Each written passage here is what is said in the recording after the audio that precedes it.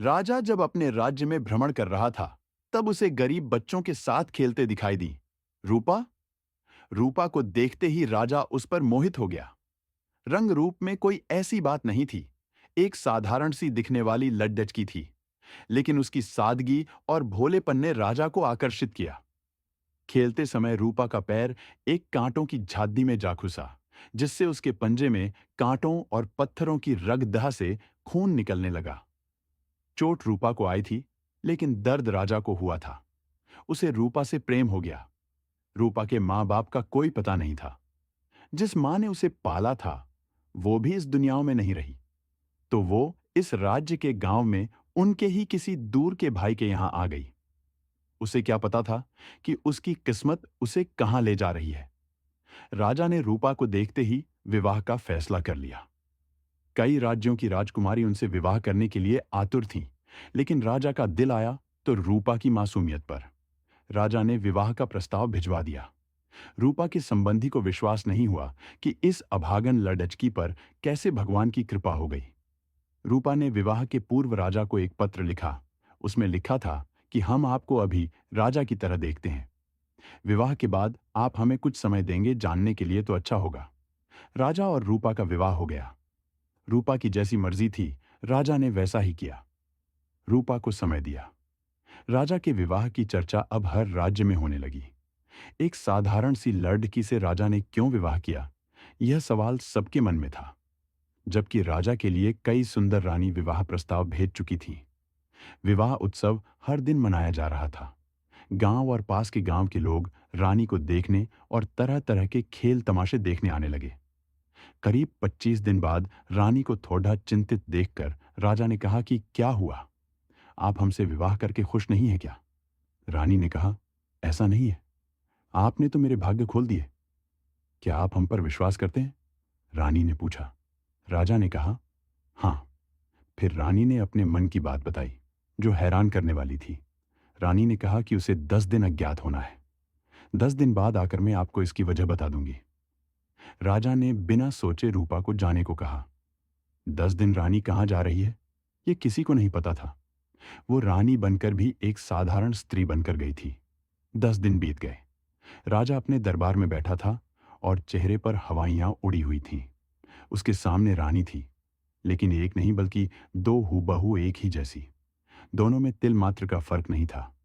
राजा ने देखकर कहा कि अभी भी समय है। आप दोनों को मैं एक अवसर देना चाहता हूं। आप में से एक ही हमारी असली रानी है। दूसरी या तो कोई बहरूपी है या कोई और शक्ति। अभी भी सच्चाई बता दीजिए, मैं क्षमा कर दूंगा।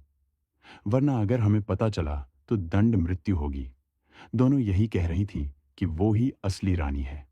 पूछे गए सवालों का जवाब भी दोनों एक सा बता रही थी। फिर राजा ने एक अंतिम प्रश्न पूछा कि बताओ, 10 दिन के लिए कहाँ गई थी? उनमें से एक रानी तो चुप रही। दूसरी ने कहा कि जैसा कि मैंने आपको बताया था कि इसकी वजह मैं आपको आकर बताऊंगी, तो मैं अपना वादा पूरा करती हूँ।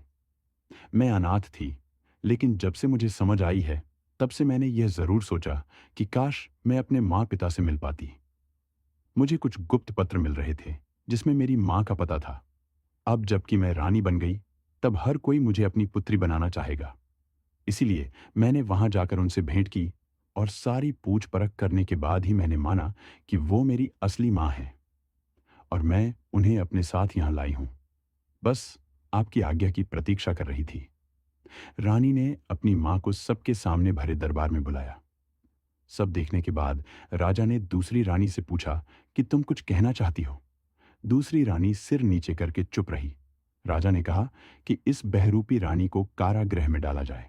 तभी वहां खड़े थी पहली रानी ने कहा कि महाराज, कारागृह नहीं, इसे मृत्यु दंड दें। इसने कोई छोटी गलती नहीं की। राजा ने कहा कि आप कहती हैं तो अवश्य इसे मृत्यु दंड मिलेगा। बस उसके समय की घोषणा हम कल भरे दरबार में करेंगे। इतना कहकर राजा ने आदेश दिया कि उसे कारागृह में डाल दिया जाए।